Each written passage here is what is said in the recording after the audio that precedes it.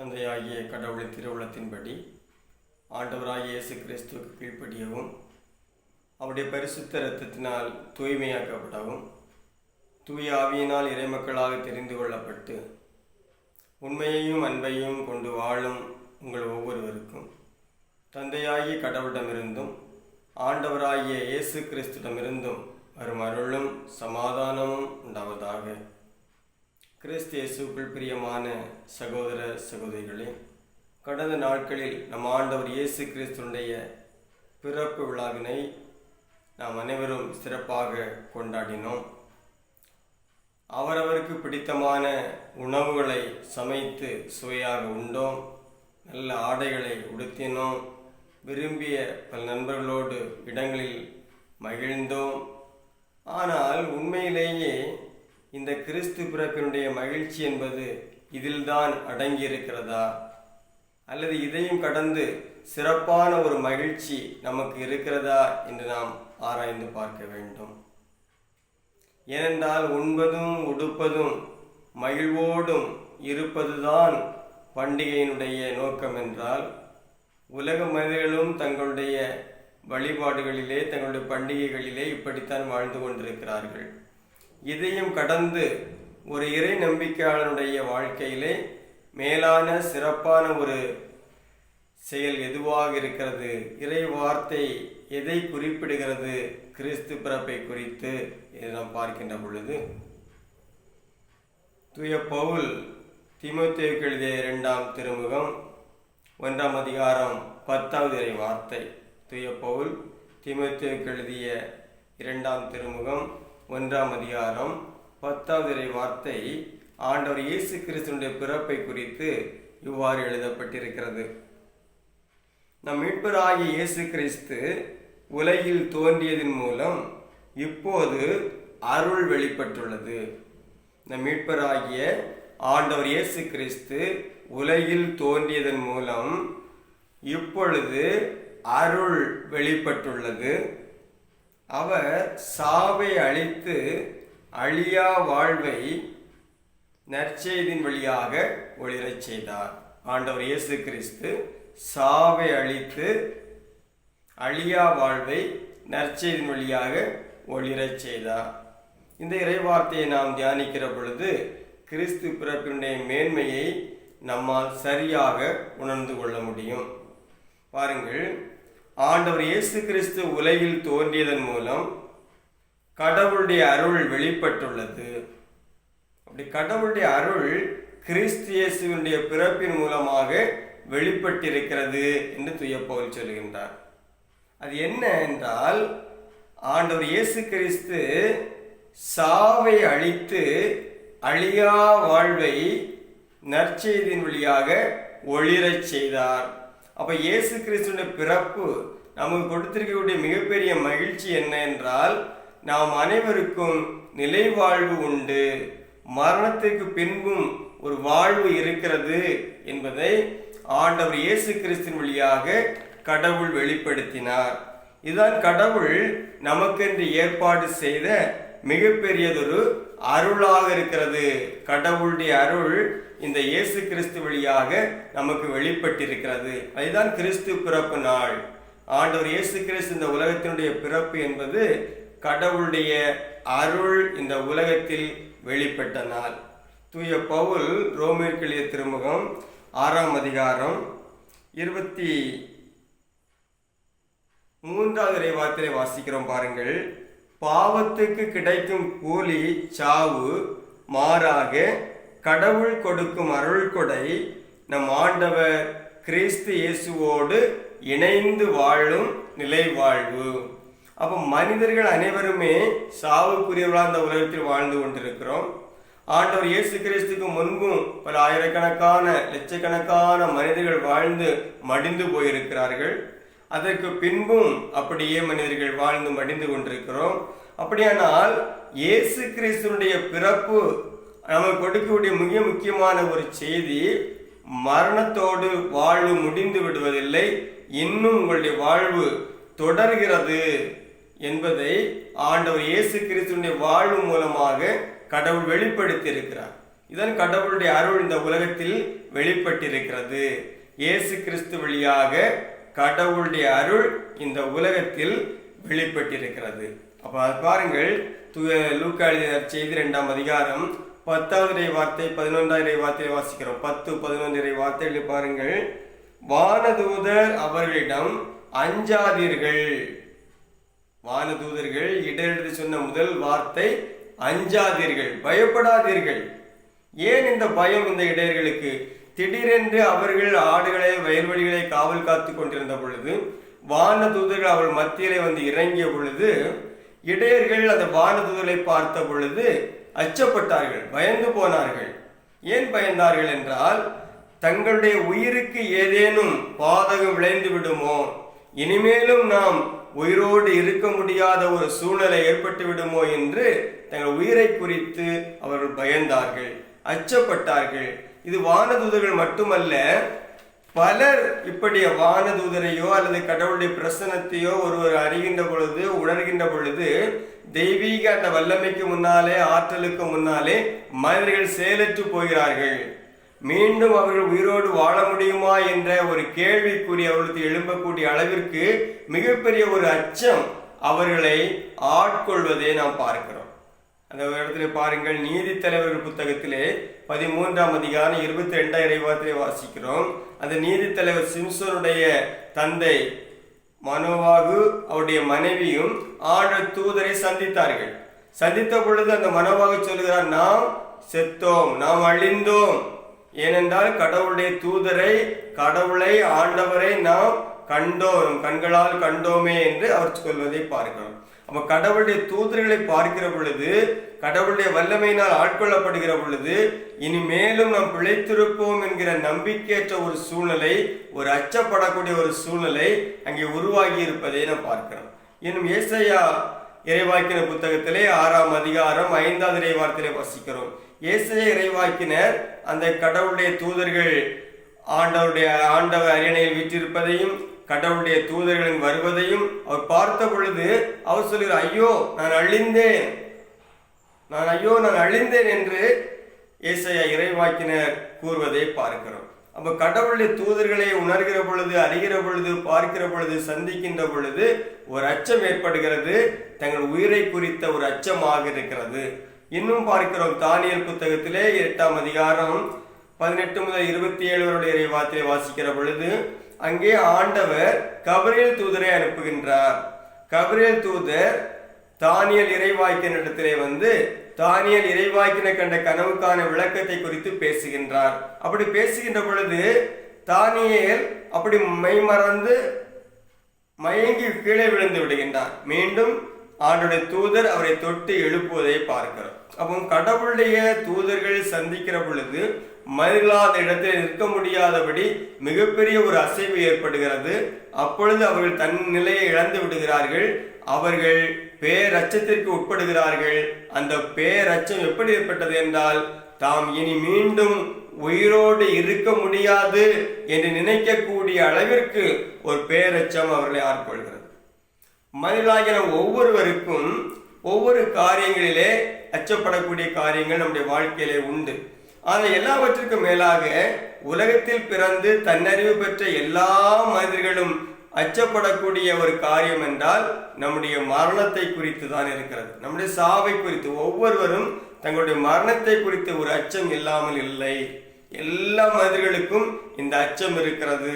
ஆனால் ஆண்டவர் இயேசு கிறிஸ்துவினுடைய பிறப்பு வழியாக கடவுள் மனித குலத்திற்கு கொடுக்கக்கூடிய செய்தி என்றால், இந்த மரண பயம் உங்களுக்கு தேவை. மரணத்தை குறித்து நீங்கள் அஞ்ச வேண்டாம். ஏனென்றால் மரணம் உங்களுடைய வாழ்வினுடைய முடிவு அல்ல, அது இன்னொரு வாழ்வினுடைய தொடக்கம்தான் என்பதை ஆண்டவர் இயேசு கிறிஸ்து வழியாக கடவுள் வெளிப்படுத்தி இருக்கின்றார்.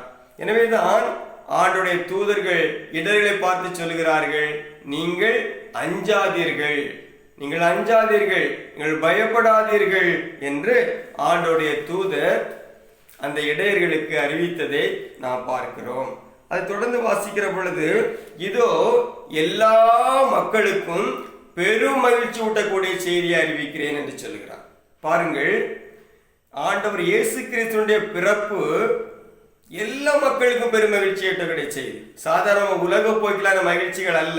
நாம் இப்பொழுது பண்டிகைகளை கொண்டாடுகிற பொழுது நல்ல ஆடைகளை உடுத்தி கொள்ளுகிறோம், நாம் விரும்பிய இடங்களுக்கு சென்று வருகிறோம், நல்ல சுவையான உணவுகளை உண்டு மகிழ்கிறோம். இப்படிப்பட்ட மகிழ்ச்சி அல்ல. இயேசு கிறிஸ்து பிறப்பு நமக்கு தரக்கூடிய மகிழ்ச்சி என்பது ஒட்டுமொத்தமாக உலகத்தில் உள்ள எல்லா மக்களும் கொண்டாடப்பட வேண்டிய ஒரு மகிழ்ச்சி. அது என்ன மகிழ்ச்சி என்றால், மரணத்திலிருந்து விடுதலை உண்டு என்பதை இயேசு கிறிஸ்துவின் மூலமாக கடவுள் விளங்க செய்யக்கூடிய மகிழ்ச்சி.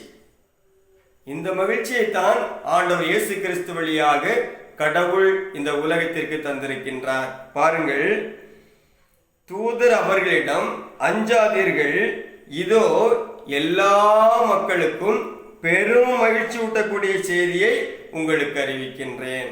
அது செய்தி என்ன? ஆண்டவராகிய மெசியா என்னும் மீட்பர் தாவீதின் ஊரிலே பிறந்திருக்கிறார்.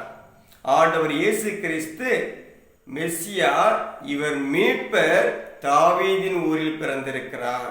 இவர் மீட்பராக பிறந்திருக்கிறார். இவர் மீட்கக்கூடியவராக இந்த உலகத்திற்கு வந்திருக்கிறார் என்பதுதான் ஒட்டுமொத்தமான எல்லா மக்களுக்குமான மகிழ்ச்சி. இயேசு கிறிஸ்துடைய பிறப்பு என்பது ஒரு குறிப்பிட்ட இனத்தை சார்ந்ததோ மதத்தை சார்ந்ததோ அல்ல. ஒரு குறிப்பிட்ட நாடுகளை எல்லைகளுக்கு உட்படுத்தப்பட்ட மகிழ்ச்சி அல்ல.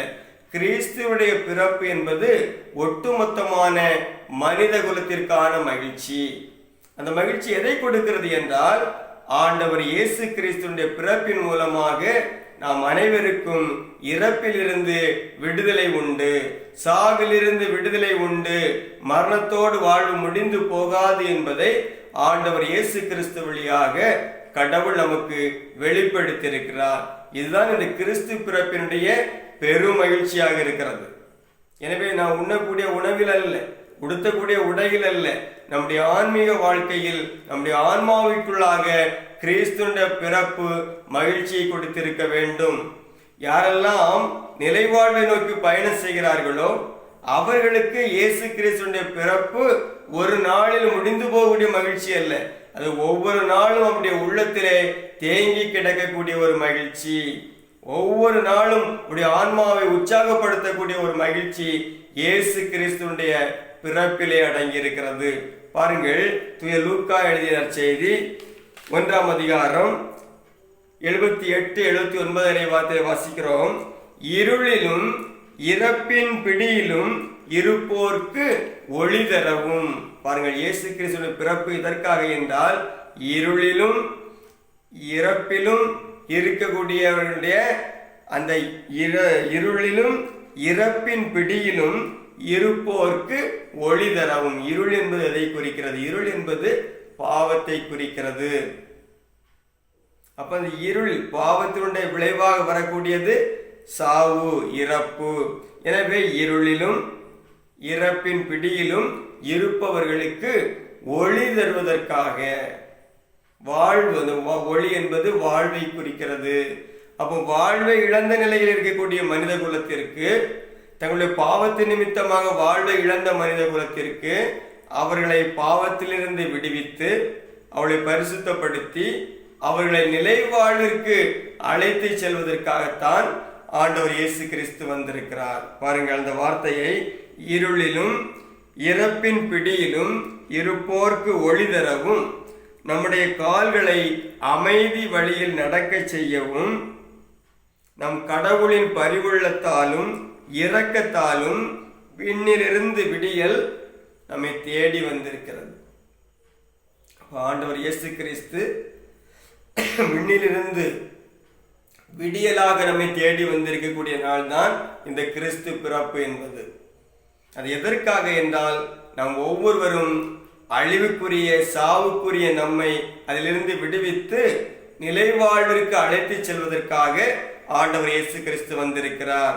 என்னுடைய வாழ்க்கை இதோடு முடிந்து போய்விட்டதை நினைத்து கொண்டிருக்கூடிய மனித குலத்திற்கு, இல்லை, உங்களுக்கு என்ற ஒரு வாழ்வு வைக்கப்பட்டிருக்கிறது, அதை நீங்கள் பெற்றுக்கொள்ள வேண்டும். அதற்கு தடையாக இருக்கக்கூடிய பாவங்களை ஆண்டவர் இயேசு கிறிஸ்துவின் மூலமாக நாம் விடுவிக்கப்பட்டு பாவத்திலிருந்து கழுவப்பட்டு பரிசுத்தமாக்கப்பட்டு அந்த பாவத்தின் விளைவாக ஏற்படக்கூடிய சாவிலிருந்து நாம் விடுதலை பெற்று நிலைவாழ்வு அடைய வேண்டும் என்பது கடவுளுடைய விருப்பம். இதுதான் கடவுள் ஆண்டவர் இயேசு கிறிஸ்து வழியாக இந்த உலகத்திற்கு வெளிப்படுத்தியிருக்கக்கூடிய கடவுளுடைய அருளாக இருக்கிறது.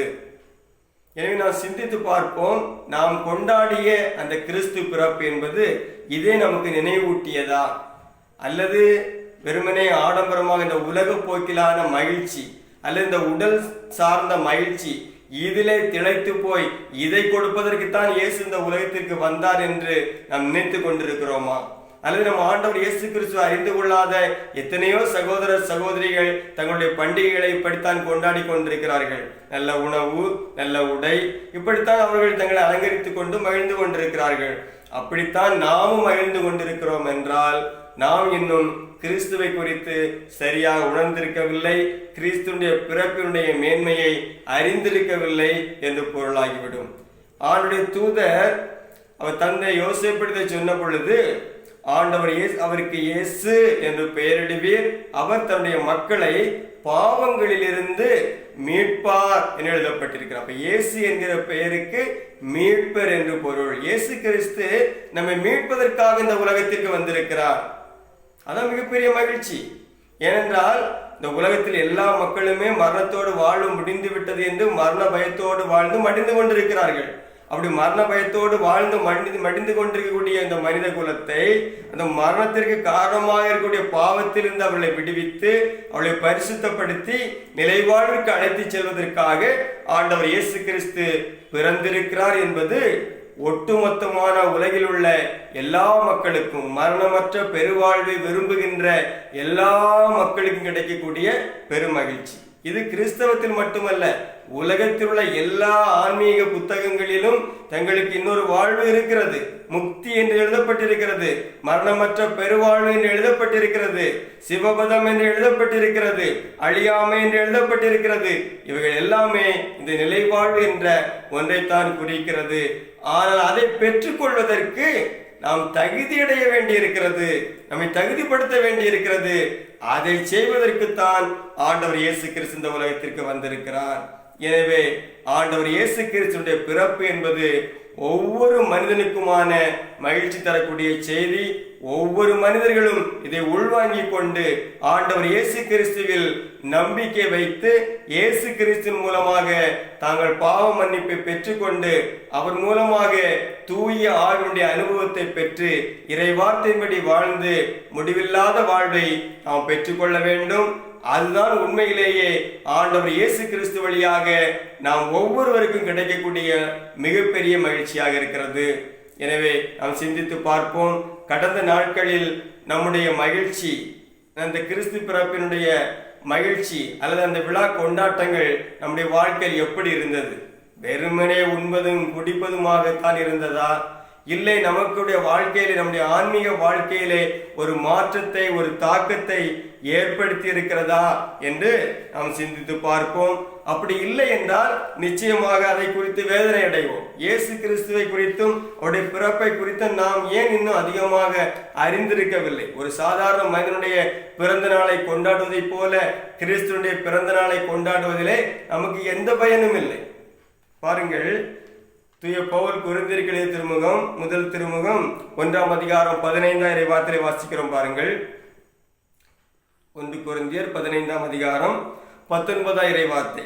கிறிஸ்துவிடம் நாம் கொண்டுள்ள எதிர்நோக்கு இவ்வுலக வாழ்வை மட்டும் சார்ந்திருந்தால் எல்லா மக்களையும் விட இறங்குவதற்கு உரியவராயிருப்போம். பாருங்கள், ஆண்டவர் இயேசு கிறிஸ்துவிடம் நாம் கொண்டுள்ள நம்பிக்கை இவ்வுலக வாழ்வை மட்டும் சார்ந்திருந்தால் நாம் எல்லா மக்களையும் விடவும் இறங்குவதற்கு உரியவராயிருப்போம். இந்த உலகத்தில் உள்ள மற்ற எல்லா மக்களை விடவும் நாம் பரிதாபத்திற்குரியவர்களாக இருக்கிறோம் என்று எழுதப்படும். காரணம் என்னவென்றால், நாம் இயேசு கிறிஸ்துவின் நம்பிக்கை வைத்திருப்பது இந்த உலக நன்மைகளை பெற்றுவிட வேண்டும் என்பதற்காக அல்ல, உலக நன்மைகளை அடைந்து விட வேண்டும் என்பதற்காக அல்ல.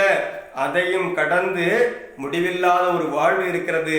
அந்த நிலை வாழ்வை பெற்றுக்கொள்ள வேண்டும் என்பதுதான் ஆண்டவர் இயேசு கிறிஸ்துவிடத்திலே நாம் கொண்டிருக்கக்கூடிய நம்பிக்கையாக இருக்கிறது. அந்த நம்பிக்கையினால் நாம் உந்தி வழிநடத்தப்பட வேண்டும். பாருங்கள், 1 கொரிந்தியர் 15ஆம் அதிகாரம் 20ஆம் வார்த்தை. இப்போதோ இறந்த கிறிஸ்து உயிருடன் எழுப்பப்பட்டார், அவரே முதலில் உயிருடன் எழுப்பப்பட்டார். இது அனைவரும் உயிருடன் எழுப்பப்படுவர் என்பதை உறுதிப்படுத்துகிறது. நம் இயேசுவிடத்தில் நம்பிக்கை வைத்திருப்பது எதற்காக? ஆண்டவர் இயேசு கிறிஸ்து வழியாக நமக்கு உயிர்த்தெழுதல் உண்டு, கிறிஸ்து வழியாக நமக்கு நிலைவாழ்வு உண்டு. எனவே அதை நாம் பெற்றுக்கொள்ள வேண்டும் என்பதற்காகத்தான் நாம் கிறிஸ்துவிட நம்பிக்கை வைத்து அவருடைய போதனைக்கு உட்பட்டு நடக்க வேண்டும் என்று நாம் ஒவ்வொரு நாளும் போராடி கொண்டிருக்கிறோம். எனவே இந்த நம்முடைய எதிர்நோக்கு என்பது இந்த உலக வாழ்வை மட்டும் சார்ந்ததல்ல. நம்முடைய விருப்பத்திற்கேற்ற உணவு, விருப்பத்திற்கேற்றபடி வாழ்க்கை, விருப்பத்திற்கேற்றபடி வேலைகள், விருப்பத்திற்கேற்றபடி குடும்ப வாழ்க்கை, விருப்பத்திற்கேற்றபடி வீடு மனைகள், இப்படிப்பட்டு வாழ்வது அல்ல. நம்முடைய விருப்பம் என்பது கிறிஸ்துவோடு இணைந்திருப்பது, கிறிஸ்து வழியாக கடவுள் தரக்கூடிய நிலை வாழ்வை பெற்றுக்கொள்வது. பாருங்கள், இன்னொரு இறைவார்த்தை கவனிங்கள். 1 கொரிந்தியர் 15ஆம் அதிகாரம் 32 இறைவார்த்தையுடைய பிற்பகுதியை வாசிக்கிறோம். பாருங்கள்.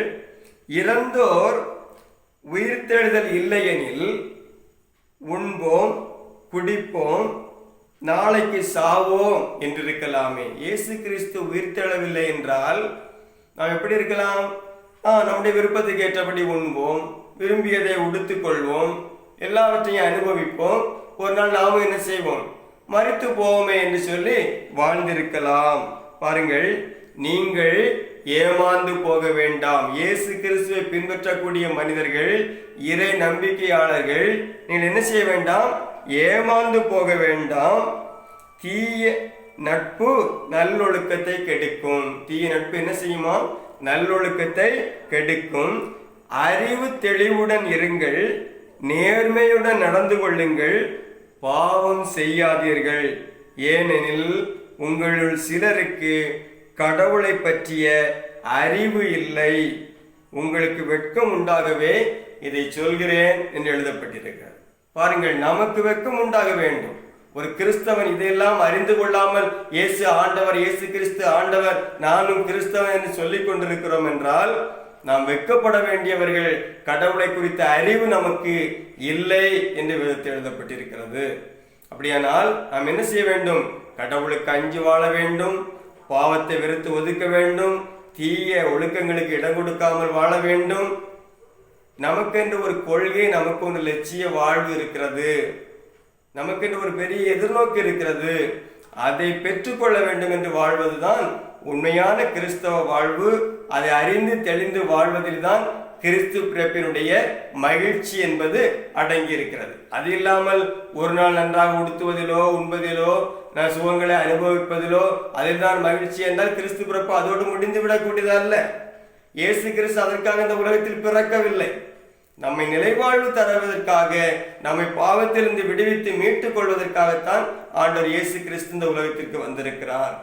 இதை உணர்ந்து கொள்கிற பொழுது கிறிஸ்துவனுடைய பிறப்பு என்பது நம் ஒவ்வொருவருக்கும் அது ஒரு நாளைய மகிழ்ச்சி அல்ல, நம்முடைய வாழ்நாள் முழுவதும் கொண்டாடப்பட வேண்டிய மகிழ்ச்சியாக இருக்கும்.